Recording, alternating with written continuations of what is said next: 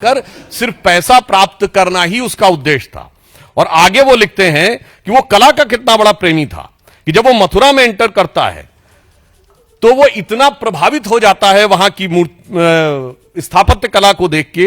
The building interested him was so much impressed by the city of Mathura from Delhi. All about he wrote that there was 1,000 edifice from which the faith has fallen, nor it's likely the city attained the present. वो कहते हैं कि वो देखकर इतना अभिभूत हो जाता, कहता लगता ही नहीं इतनी सुंदर मूर्तियां और सुंदर मंदिर और सुंदर भवन मनुष्यों के बनाए हुए, ये तो जिन्न के बनाए हुए हैं। और कहते देखिए जवाहरलाल नेहरू जी कहते हैं कि महमूद गजनी कितना कला का प्रेमी था, जबकि उन्होंने जिस बुक से लिया है वो उसके साथ आए हुए खुद के इतिहासकार उतबी ने अपनी किताब तारीख यामनी में लिखा है कि जिस समय उसने मंदिर पे कैप्चर कर लिया और वहां के समस्त पुरोहित और राजा उनके पास गए और उन्होंने कहा कि शिवलिंग को खंडित मत करिए, इसके बदले में हम आपको लाखों स्वर्ण मुद्राएं देंगे।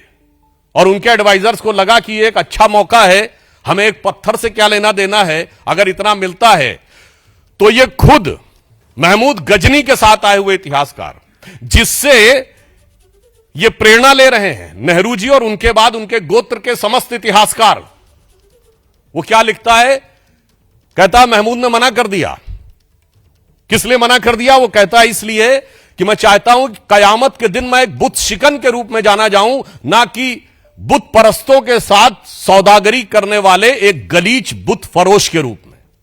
यानी शुद्ध हिंदी में कह देता हूं, अर्थात मैं चाहता हूं कि कयामत का दिन आए तो मेरी ख्याति हो कि मैंने मूर्ति भंजक के रूप में मेरी ख्याति हो, ना कि मूर्ति पूजकों के साथ सौदागरी व्यापार करने वाले एक नीच इंसान के रूप में।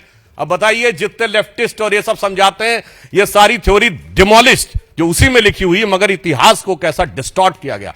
और सुनिए जो नेहरू जी ने लिखा डिस्कवरी ऑफ इंडिया में, जो कहा गया कि वो बड़ा प्रेमी था, ठीक इसी में, इसी किताब में, और ये एन नंबर ऑफ रेफरेंसेज में बहुत लिखा गया है।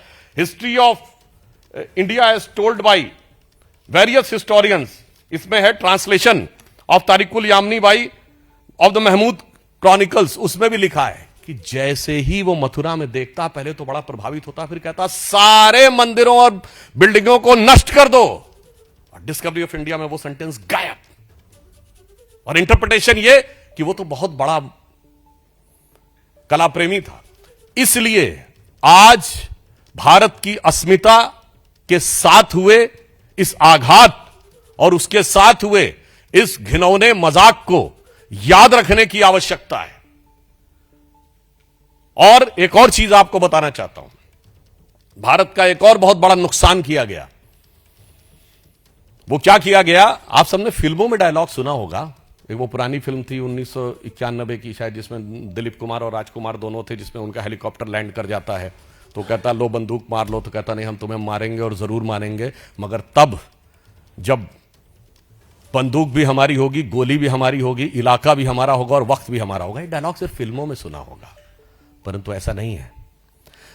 महमूद गजनी के साथ आए हुए इतिहासकार ने लिखा है कि एक हिंदू शाही डायनेस्टी थी, आप में तो अब किसी को नाम में नहीं पता होगा, उसकी राजधानी काबुल थी, जिसका नरेश धर्मपाल जब यह लूट के गया और धर्मपाल से युद्ध के बाद भी वो गया और आज के जो कजाकिस्तान की तरफ, और उसे पता चला कि तुर्क राजाओं ने महमूद गजनी को घेर लिया है।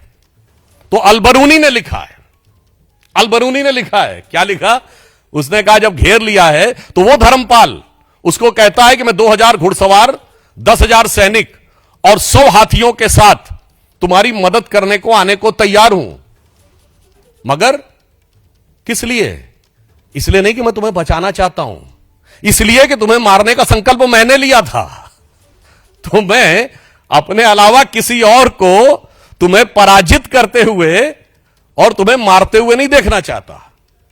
यह वो चीज थी जिसने भारत को बचा के रखा, ना कि एक गाल के बदले दूसरा गाल आगे कर देने के सिद्धांत ने। इसलिए इसी के लिए श्रद्धेय अटल बिहारी वाजपेयी जी ने पूछा था, आज सोमनाथ जो दिखाई पड़ रहा है, माननीय प्रधानमंत्री जी ने जिन भाव की अभिव्यक्ति की है, वो दर्शाता है कि भारतीय संस्कृति की वो जीवनी शक्ति थी, वो संघर्ष शक्ति थी, जिसने दुनिया के सबसे बर्बर आक्रमणों को भी झेल कर अपने को बचा के रखा, जिसके लिए अटल जी ने लिखा था कि दुनिया का इतिहास पूछता रोम कहां यूनान कहां है, घर घर में शुभ अग्नि जगाता वो उन्नत ईरान कहां है, दीप बुझे पश्चिमी जगत के छाया जब बर्बर अंधियारा, तभी चीर कर तम की छाती चमका हिंदुस्तान हमारा। और वो जो चमक थी उसकी अभिव्यक्ति सोमनाथ के प्रथम ज्योतिर्लिंग में दिखाई पड़ती थी। मगर अफसोस 1835 में मैकॉले ने जो विष हमारे दिमागों में भरना शुरू किया, 2035 में प्रधानमंत्री जी ने कहा उस विष से मुक्त करनी है। उस विष का बहुत बड़ी विष बेल को काटने का प्रतीक सोमनाथ का मंदिर था। अब आप कहेंगे साहब बहुत इतिहास की बात हो गई, आज के कॉन्टेक्स्ट में क्या है?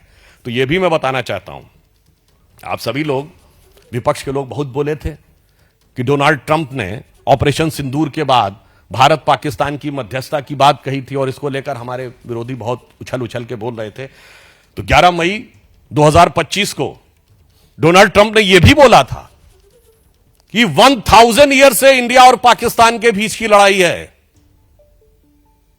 और कश्मीर उससे जुड़ा हुआ मुद्दा है। तो मैं पूछना चाहता हूं, इन लोगों में से किसी ने सवाल किया कि 78 साल पहले बना हुआ देश में 1000 साल पुरानी लड़ाई क्यों है? ये वही 1000 साल की लड़ाई है जिसका 1000 साल आपको दिखाई पड़ रहा है। और ये मैं केवल अपने मन से नहीं कह रहा हूं, पूछिए पाकिस्तान की सरफेस टू एयर मिसाइल का नाम क्या है? गजनी।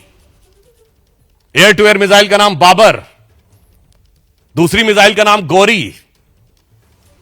इसलिए जो इस देश में बैठकर मैकाले के मानस पुत्र और मार्क्स के मानस पुत्र, यानी जिनके दिमाग में एम फैक्टर बहुत घुस गया है, the Macaulay factor of 19th century and the Marxist factor of 20th century, और कुछ और भी आप लोग सोच रहे होंगे, तो आपकी बुद्धिमत्ता पे मुझे पूर्ण विश्वास है। तो उसका उत्तर भी एम फैक्टर ही है, यानी मोदी फैक्टर।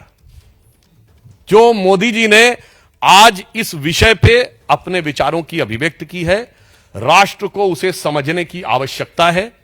और इसलिए मैं कहना चाहूंगा, प्रधानमंत्री जी ने यह बात कही है कि यह अमृतकाल है 22 वर्ष का, और 22 वर्ष बचे हैं उसमें, 25 वर्ष का, और यह वो आधार बनाएगा जो 1000 साल तक भारत का मार्ग प्रशस्त करेगा। मगर उसके साथ साथ उन षड्यंत्रों, धूर्तताओं और कष्टों को भी याद रखने की जरूरत है जो हजारों साल से भारत पे हुए हैं।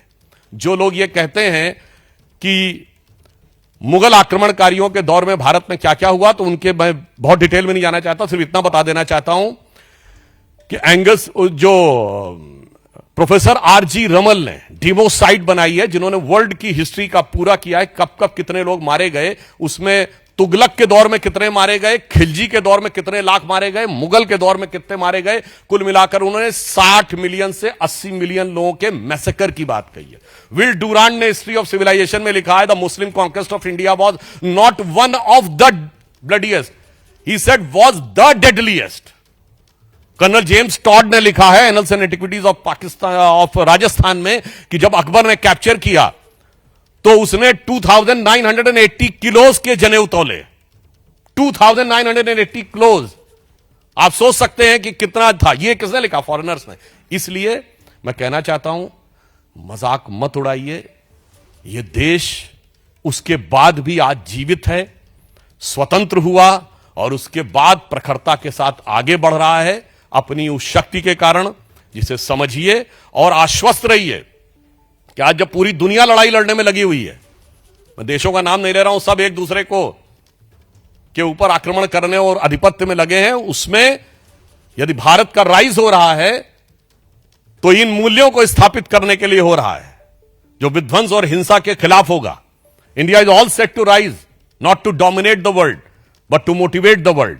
और उसका मूल आधार वह हिंदू संस्कृति, हिंदू सभ्यता है, जिसे कलंकित करने का प्रयास और उसके ऊपर हुए इतिहास के सबसे घनघोर नरसंहार, विल डूरांड ने जो कहा है, उसको छुपाने ही नहीं, नरसंहार करने वालों को महिमा मंडित करने के इस दुष्चक्र और षड्यंत्र को समझने की जरूरत है। और भारत क्या सोचेगा, जो प्रधानमंत्री जी ने कहा कि अगले 1000 साल तक, तो अटल जी की इस पंक्ति से समाप्त करता हूं, जो उनकी बड़ी प्रसिद्ध कविता थी, हिंदू तन मन हिंदू जीवन रग रग हिंदू मेरा परिचय। तो उसका जो अंतिम छंद है कि होकर स्वतंत्र मैंने कब चाहा मैं कर लूं जग को गुलाम, मैंने तो सदा सिखाया है करना अपने मन को गुलाम। गोपाल राम के नामों पर कब मैंने अत्याचार किया, कब दुनिया को हिंदू करने घर घर में नरसंहार किया, कोई बतलाए काबुल में जाकर कितनी मस्जिद तोड़ी, भूभाग नहीं शत शत मानव के हृदय जीतने का निश्चय, हिंदू तन मन हिंदू जीवन, रग रग हिंदू मेरा परिचय। धन्यवाद।